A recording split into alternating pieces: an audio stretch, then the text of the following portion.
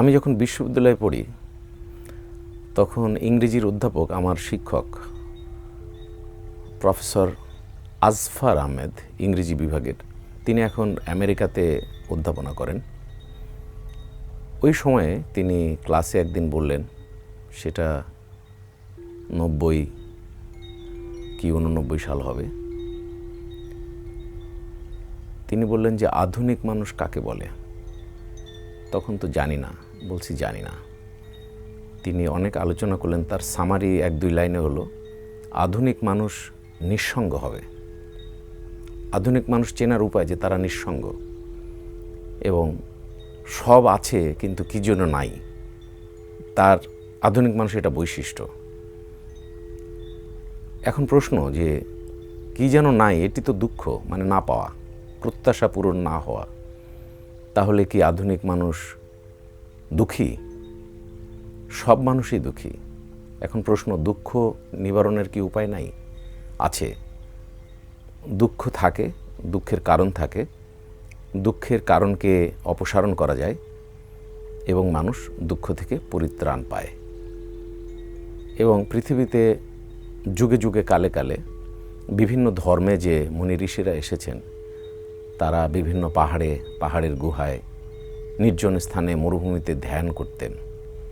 এই ধ্যানের মাধ্যমে তারা মানুষের মনের ময়লা দূর করার পদ্ধতি আবিষ্কার করেছেন। সেটি আধুনিক যুগে আধুনিক ধ্যান, mind science, NLP, neurolinguistic program, নানান ধরনের নাম দেওয়া হয়েছে তাকে। আসলে কি? আসলে মানুষ তার জীবনের সমস্যা দূর করার জন্য, দুঃখ দূর করার জন্য কতগুলো টেকনিক ব্যবহার করতে পারে।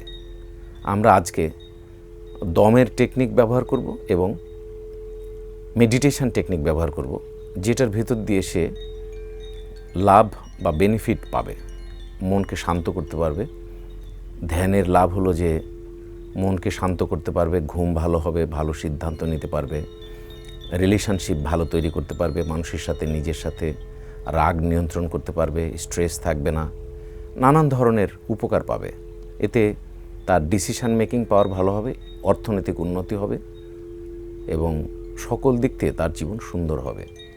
তো এ পর্যায়ে আমরা দুটো কাজ করব আজকে প্র্যাকটিক্যাল। আপনারা প্রস্তুত হয়ে বসুন। প্রথম হচ্ছে দমের প্র্যাকটিস। এই দম করলে কি হবে? যাদের অ্যাজমা প্রবলেম আছে, যাদের শ্বাসকষ্ট আছে, সেটা চলে যাবে। কিছুদিন আগে আমি একজন 12 মিনিট এই দমের প্র্যাকটিস করিয়েছিলাম আমার একজন সিনিয়র ডিস্ট্রিক্ট জাজ বন্ধুর উপরে। 12 মিনিটে তার কি উপকার হলো তিনি বললেন যে তার মুখ দিয়ে নিঃশ্বাস নিচ্ছিল, সেটি নাক দিয়ে নিচ্ছিল এরপরে, অর্থাৎ নাকটা যখন ছুটে যায় তখন মুখ দিয়ে নিঃশ্বাস নেওয়া বন্ধ হয়ে, যদি আমি নাক বন্ধ থাকে তাহলে আমি মুখ দিয়ে নিঃশ্বাস নেব, অর্থাৎ সমস্যা সেটা। আর যদি সমস্যা না থাকে তাহলে মুখ বন্ধ করে নাক দিয়ে সে নিঃশ্বাস নেবে। তাহলে এই দমের মাধ্যমে মনকে শান্ত করা যায়। এরপরে মেডিটেশন পর্ব। এখন আমরা দমের একটা প্র্যাকটিস করব। প্রথমে দম 369 এই আঙ্গিকে, এই গণনায় আমরা নিব, ধরে রাখবো, ছেড়ে দিব। 369 অর্থাৎ 3 গুনতে গুনতে, মনে মনে 3 গুনতে গুনতে নিব, আবার ধরে রাখবো 3 গুনতে গুনতে, আবার ছেড়ে দিব 3 গুনতে গুনতে। এভাবে আমরা এক পর্ব করব। আমরা নিচ্ছি।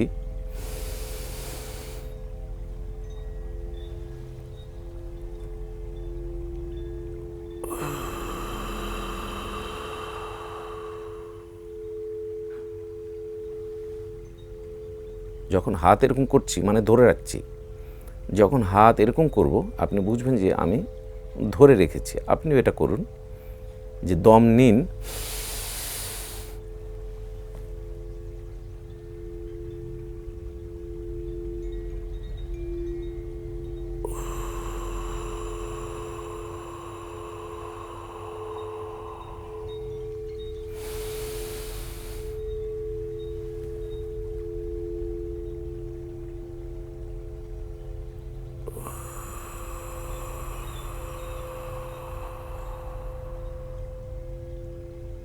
কিছুক্ষণ এরকম করার পরে এটার মাত্রা বাড়াবেন, যে নেবেন, ধরে রাখবেন, ছেড়ে দিবেন, আবার ধরে রাখবেন, আবার নেবেন। স্কোয়ার 3 হলো, এবার 6, এরপরে 9, 6। সেটা কীরকম? 6 গুনতে গুনতে নেব, ধরে রাখবো, আবার ছেড়ে দেব, ধরে রাখবো, আবার নেব। শুরু করছি, শুরু নেওয়া দিয়ে।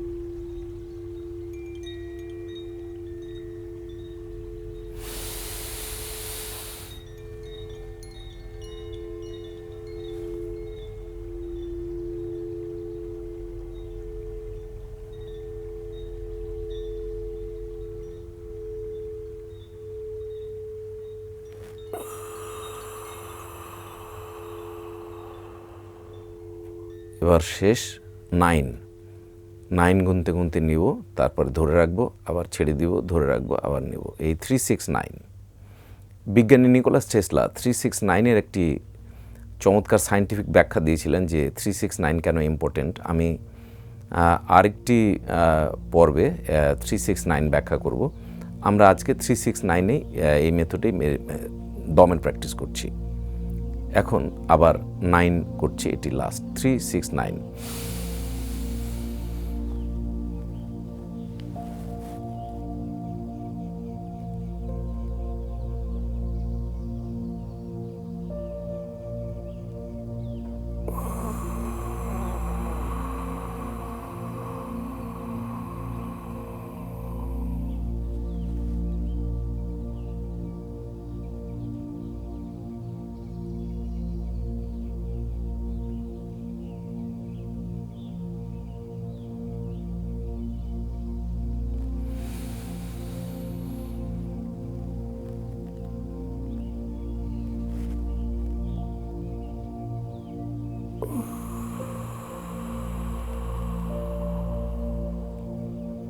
আসলে এটি স্কোয়ার ব্রিদিং। আপনি নেবেন, ধরে রাখবেন, ছেড়ে দিবেন, ধরে রাখবেন, আবার নেবেন। এরকমভাবে নেওয়া, ধরে রাখা, ছেড়ে দেওয়া, ধরে রাখা, এভাবে স্কোয়ারভাবে যাওয়া, স্কোয়ার ব্রিদিং। 369 হচ্ছে প্রথমে 3, তারপরে 6, তারপরে 9, এই মেথডে যাওয়া। তো আপনি যদি প্রতিদিন সকালে এবং বিকালে বা সন্ধ্যায় এরকম সময়ে 3-4 মিনিট এরকম করেন, আপনার ফুসফুস শক্তিশালী হবে। করোনার সময় দমের প্র্যাকটিস করার জন্য অনেক মানুষ বারবার বলেছেন। এইবার মন শান্ত করার জন্য আরেকটি পদ্ধতি হলো ধ্যান। প্রথমে আপনি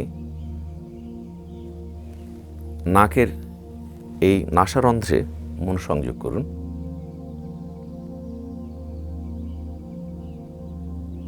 লক্ষ্য করুন যে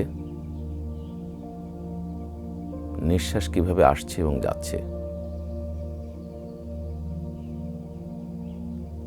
এবং এখানে মনোনিবেশ করুন যে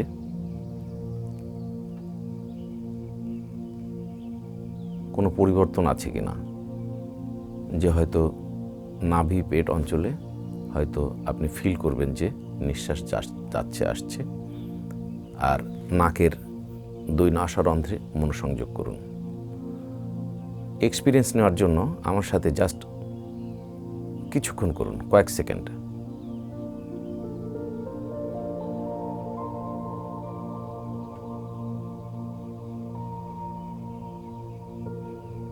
দেখুন, যখন নেবেন তখন একটু ঠান্ডা ঠান্ডা লাগে, আর যখন ছাড়বেন তখন একটু গরম গরম লাগে। যখন ওই ঠান্ডা গরম এবং নাসারন্ধ্র ওখানে ফুল টাইম মনোসংযোগ করবেন, 3-4 মিনিটের মধ্যে আপনার মন শান্ত হয়ে যাবে। যদি 3-4 মিনিটের মধ্যে বা এক মিনিটের মধ্যে মন শান্ত না হয়, তাহলে আপনি দ্রুত আরেকটা টেকনিক করবেন, আমি সেটি শিখিয়ে দিচ্ছি। আমি প্রসঙ্গক্রমে বলছি যে পৃথিবীর বিভিন্ন ধ্যানের উপরে আমি গবেষণা করেছি। সর্বশেষ হিমালয়ে প্রতিদিন 18 ঘন্টা রুটিনে ধ্যান করেছি। Sufi meditation, Vipassana meditation, Silva meditation, quantum meditation, Hawaiian meditation, American, Himalayan meditation, বিভিন্ন ধরনের মেডিটেশনের টেকনিককে ব্লেন্ড করে এই কোর্সটি আপনাদের জন্য তৈরি করেছি। প্রতিদিন আপনাদের বিভিন্ন টেকনিক শেখানো হবে। মনকে শান্ত করার জন্য যে এখানে মনোসংযোগ করবেন, সেখানে মন যদি শান্ত না হয় দ্রুত একটি কাজ করবেন। এই নিঃশ্বাস দ্রুত নেবেন আর ছেড়ে দেবেন, এরকম।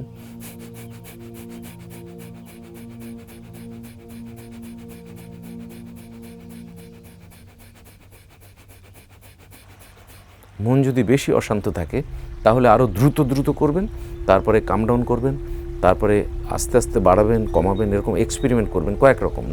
নিজের সাথে নিজের একটা খেলা। প্রতিদিন মন অশান্ত থাক আর শান্ত থাক, এগুলো করলে আপনার প্রচুর লাভ, বেনিফিট, এবং আপনার জীবন অন্যরকম হবে। আমরা একটি প্র্যাকটিক্যাল করি, চলুন, জাস্ট ফিউ সেকেন্ডস।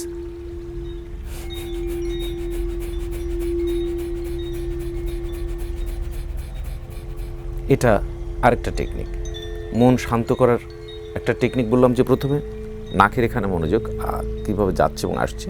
এরপরে হলো দ্রুত এরকম ওঠানামা করা। এরপরে আরেকটা টেকনিক আছে, দম নিয়ে ধরে রাখবেন। এটা 3 নম্বর টেকনিক। মন শান্ত করবেন কিভাবে?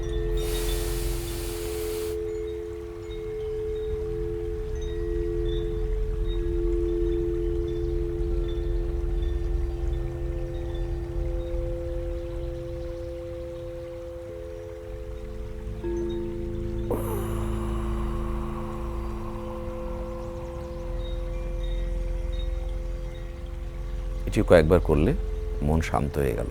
এখন প্রশ্ন হলো, মন শান্ত হলে লাভ কি? মন শান্ত হলে লাভ হলো যে আপনার ইনসমনিয়া, নিদ্রাহীনতা থাকবে না, অন্যের উপরে বিরক্ত হবেন না, নিজের উপরে বিরক্ত হবেন না, সম্পর্ক ভালো থাকবে, অফিসের মানুষের সাথে ভালো ব্যবহার করতে পারবেন। রাস্তাঘাটে মানুষের সাথে খারাপ ব্যবহার করে, আত্মীয়র সাথে, বাড়িতে প্রতিবেশীর সাথে বিভিন্ন সময় খারাপ ব্যবহার করে। কেন করে? এর কারণ হলো যে মানুষের মন অশান্ত থাকে, দুঃখ, কষ্ট, যন্ত্রণাময় থাকে। তো মানুষ যদি নিজের ভেতরে নিজের মনকে শান্ত রাখতে পারে, তাহলে বাইরের জগৎ সুন্দর। তো এভাবে আস্তে আস্তে এই রাগ বা ঘৃণা বা দুঃখ, এগুলো আসলে মনের ময়লা দূর করার জন্য দমের সাধনা বা ধ্যানের সাধনা ভেরি ইম্পর্ট্যান্ট। আমি আরেকটি মেডিটেশানে সুফি মেডিটেশনের টেকনিক শেখাবো। সুফি মেডিটেশন করলে আল্লাহ প্রাপ্তির সাথে এটি সংযোগ। যে ধরুন আমাদের প্রফেট সাল্লাল্লাহু আলাইহি ওয়াসাল্লাম হীরা পর্বতের গুহায় যে ধ্যান করতেন, সেই ধ্যান 15 বছর করেছেন বা তারও অধিক করেছেন। তার যে ধ্যানের জীবন, গৌতম বুদ্ধ 45 বছর করেছেন। তারপরে জিসাস, যেটা যীশু খ্রিস্ট, ঈসা নবী, তিনিও ধ্যান করেছেন। আমি সেখানে গিয়েছিলাম। আমি 8 বার ভ্রমণ করেছি। জর্ডানে যখন আমি জাতিসংঘে কাজ করতাম, জিসাসের সেই জায়গায় মুসলিমদের ঢুকতে দেওয়া হয় একটা সার্টেন লেভেল পর্যন্ত, আর একটা পর্যায়ে খ্রিস্টানদের ঢুকতে দেওয়া হয়, যে সেখানে যদি যেতে চায়। আমি সেখানে গিয়েছি এবং ধ্যান করেছি। তো এই ধ্যানের বিভিন্ন টেকনিক শেখানো হবে। আজকে এ পর্যন্তই। অনেক ধন্যবাদ।